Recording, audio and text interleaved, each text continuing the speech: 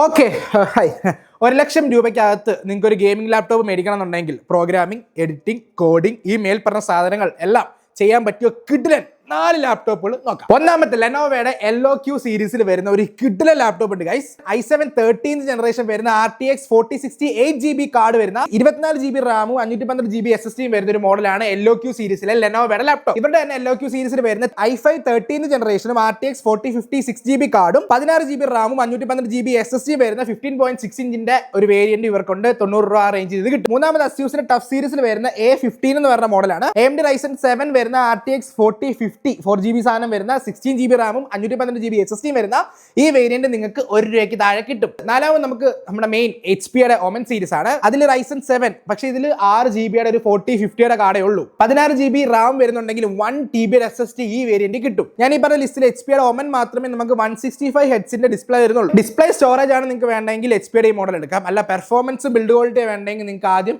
LOQ എടുക്കാം. അപ്പോൾ ഈ 4 മോഡൽ ലിങ്ക് ഞാൻ ബ്രോഡ്കാസ്റ്റിൽ ഇട്ടേക്കാം. വേണ്ടവർക്ക് പോയി ചെക്ക് ചെയ്തിട്ട് എടുക്കാം. ഇതിൽ ഏതാ ബെസ്റ്റ് എന്ന് ചോദിച്ചാൽ കമന്റ് സെക്ഷനിൽ പറ.